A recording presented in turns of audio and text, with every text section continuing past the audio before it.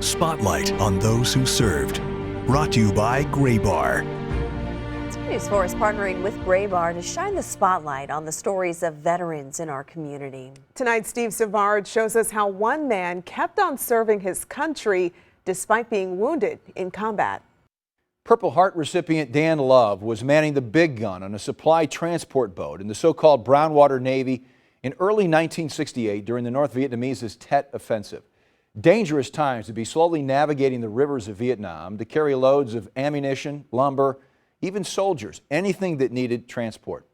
On February 28, his boat came under attack on the Cua Viet River. 2 of his crewmates were killed and several others were injured, some critically. Dan says he was lucky to escape with shrapnel wounds to his face and neck.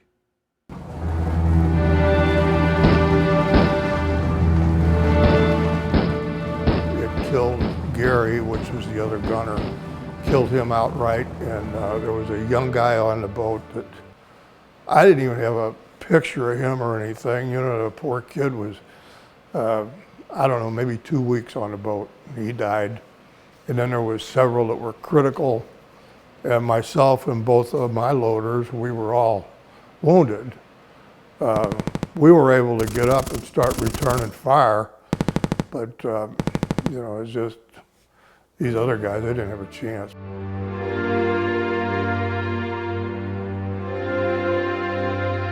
After having his wounds treated, Dan could have opted for different duty, away from the boats that were inviting targets for the North Vietnamese.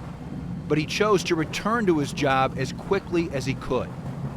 I think at the time I felt like I'd disappoint the guys that got killed. You know, I just had to stay there to finish what I had to do, you know, and just, I would have felt bad about myself if I would have taken the easy way out, I guess. Dan comes by his commitment to duty honestly. His grandfather served in the Navy in World War I, his father in the Army in World War II, becoming a German prisoner of war after capture in the Battle of the Bulge. It influenced me a lot, you know. I always thought that, you know, you should serve. Just, you know, that was my background.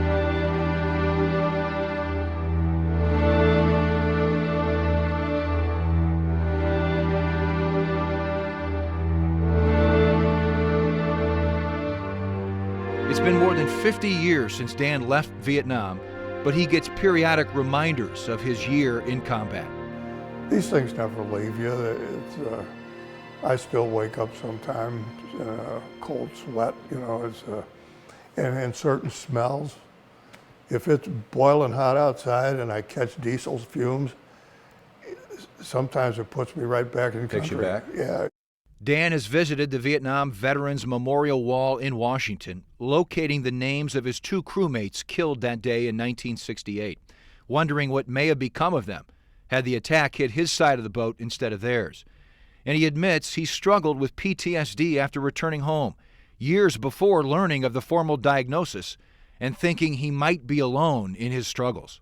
Fortunately, you know, for me, my wife was a support that I never got anywhere else. You know, as nutty as I got and as bad as things got, she was the one that wanted to help me. That's great. Which is really, you know, that probably saved my life.